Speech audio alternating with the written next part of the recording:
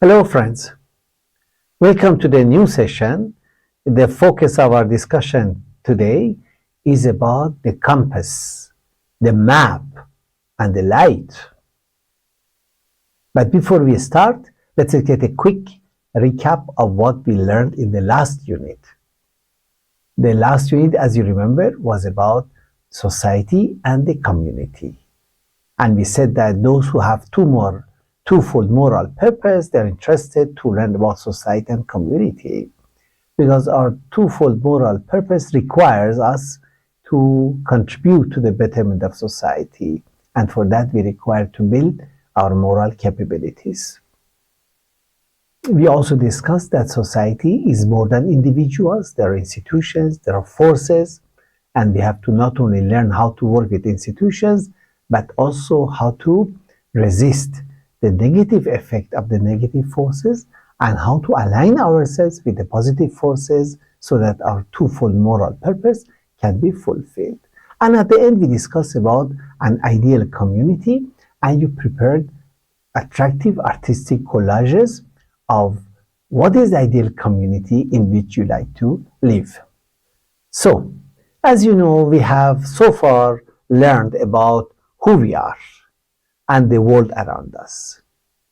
We have also learned that a new type of leadership is necessary to build a better world for all and ensure development reaches everybody. That's what is now not happening in the world. This new type of leadership is possible, as we said before, only through moral growth and moral development. Therefore, we have been learning about the 5 components that build our moral capabilities.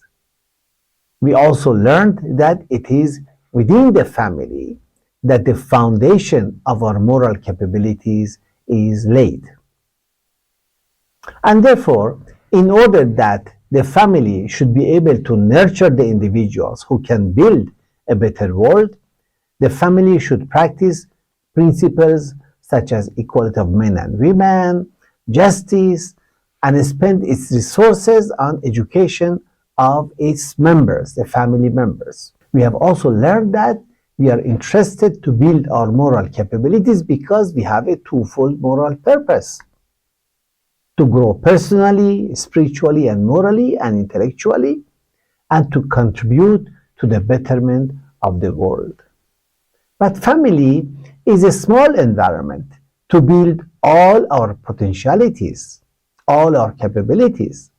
Therefore, we need to engage in the life of community and work with the society. So, with this background, the first capability that we are discussing here is how to manage our life with uprightness and rectitude of conduct. In this lesson, you will see that all the 5 elements of capability building are included in this unit. We have all of them.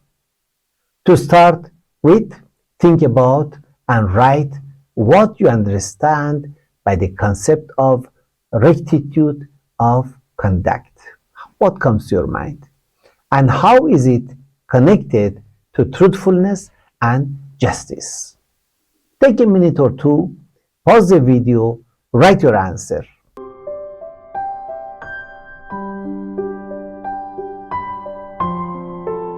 Now, when we speak about rectitude of conduct, that is uprightness, a picture comes in front of us, an image that is very common to many traditions across the world. The image is the image of walking the straight path. That means uprightness. But you can walk the straight path only when you are able to see the path. And to see the path, you need light. So the question to ask is, which light is it that can show us the straight path? Now, the only light that can show us the straight path is the light of truth. If one finds a path in any light other than the light of truth, it's going to be a crooked path, not a straight path. That means when we follow the truth, we are sure to be on the straight path. We are walking with uprightness. All right, wonderful. But then, which lamp can give us the light of truth? Of course, there are a number of such lamps. One of them is a lamp of principles. Now, what are principles? Principles are the laws that govern the nature. They are not man-made laws. And since they are universal laws of both material and spiritual existence, they are applicable to the whole creation, physical, moral, spiritual. And they have been the laws of creation for millions of years. They have never changed because they are universal, they are permanent. So, if we want to have rectitude of conduct, we want to be upright, we should follow these principles because they give us the light of truth. They give us the light to see the straight path. But to follow these principles, we should be able to recognize them in any situation we face. Otherwise, if we don't know what principle is involved in that situation, then how do we know what is the light of truth? So, we need to have the skill of recognizing principles and understand better how they work so that we are able to come out of the moral dilemmas more easily. So, there's an activity for you where you discuss it with your learning partner. This activity is about identifying principles. There are a number of situations given to you where there are some moral dilemmas. Which one is right, this is right, or that is right. So you discuss with your learning partner and then identify the principles which are involved. That is the activity. So you're not supposed really to think, is it right or wrong to do this way, but you are asked to only identify the principles involved.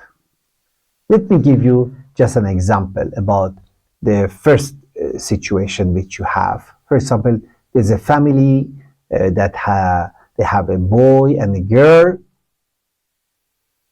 and because they are under financial constraints, if they decide to educate one of them, suppose only the boy, then which principles are involved here? So in this situation, we see that there are a number of principles involved. For example, the first principle is principle of gender equality. Now, whether you prefer to educate the boy or the girl, doesn't matter. In any case, you are violating the principle of gender equality because one of them is not getting education. Second principle involved is principle of justice, again because that is unjust to deprive a child of education. And the third principle involved is the principle of universal education, that again one of the children is deprived of it. So in this fashion, you please go through the statements which are given there. Together with your learning partner, try to identify the principles which are involved in each situation. This is a very, very important skill that you need to develop.